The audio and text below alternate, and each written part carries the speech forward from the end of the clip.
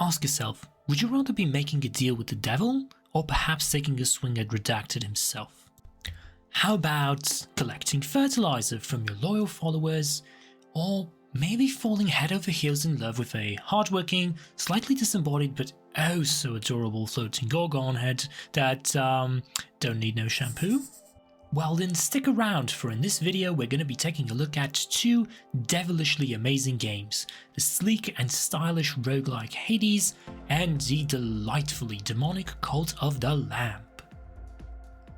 Do be aware that this video contains a heavy dose of spoilers, so if you're not positively immune to that, then I suggest you go up to your room and play either of these games before watching, because they're good and you should.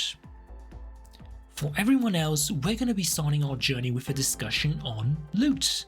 A sheep's favourite item would be fertilizer, I'd say. Not the Home Depot kind, but the kind your followers leave all over the map as a nifty gift for you to pick up. Pick up constantly, that is. Think about it. You come back to the camp after a hard day of slaying enemies, so you can bring home more bacon. Well, mostly grass. Your followers love grass in this game for some reason. But now that they're full, you have to clean up after everybody does their business, sometimes right in front of you.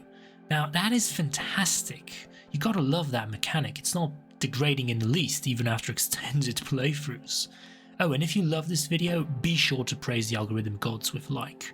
Now, Hades, not to be outdone, has much better loot, but guarded by either adorable rats, which bleed literal poison, wretched witches, which throw energy blast at you as if they're playing catch, dire soul catchers, which send you lots of cutesy butterflies, disguised as deadly piercing projectiles, and my personal favourite, the awesome tiny vermin, which in reality is a lean, mean, health draining machine.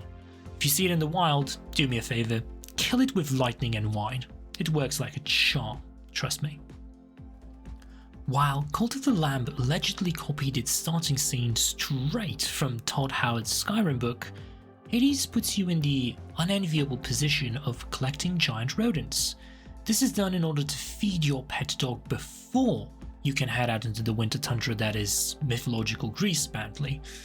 And while the bosses of both games differ greatly, there is something to be said about the relationship between themselves and the main characters you get to play as.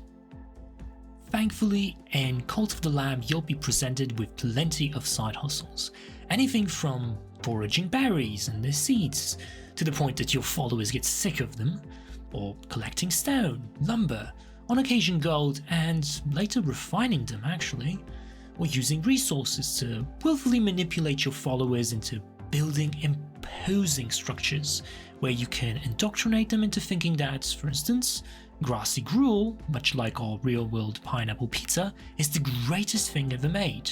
Use the correct doctrine and they'll eat that right up. Both games feature side characters whose role will be to guide you on your path to greatness. Hades has both the Chthonic as well as the Olympian gods vying for your attention, whereas our cute little lamb gets plenty of help from Ratto the Rat, who wants you to take over his position so he can finally retire from being constantly at the behest of the one who waits. Then there's Phornius, the cat who purrs and sells items for coin, and Klarnek, the tarot card reader and dealer, who makes use of many fancy words but with little meaning behind them, as opposed to Charon, who doesn't talk much but does convey his feelings quite clearly through unintelligible grunts. Yeah, it's not that important. This guy. Said it better myself. Yeah. Of course, the one thing you're missing from Hades are the followers, except perhaps the adoring fan from the Elysium Arena. Before you get your followers, the game kindly reminds you that their shape can be morphed in any animal of your choosing, depending on how far you've advanced in the game and whether you paid extra for the DLC. Okay, so you can manage your cults, you can feed them, clean their fertilizer, fertilizer, build buildings, make use of unholy commandments, and much more. But what about combat? Which game has the better edge here? In a word, Hades.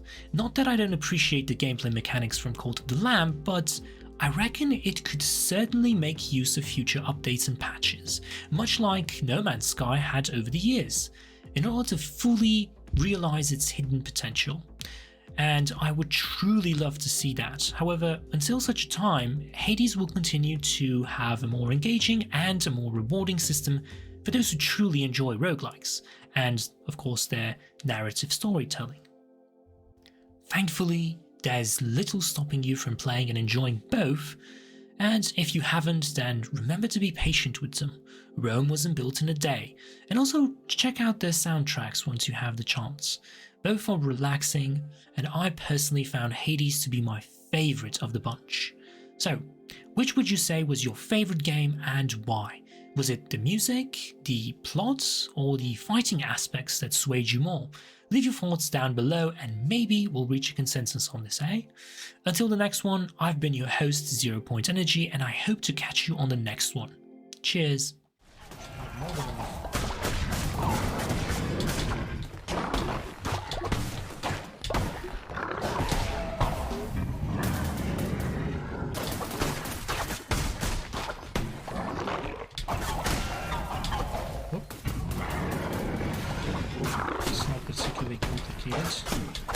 Just have to avoid the movement. There you are. Hello, little buddy. Invert. Yes, you're mine now. Perfect. How amazing is that?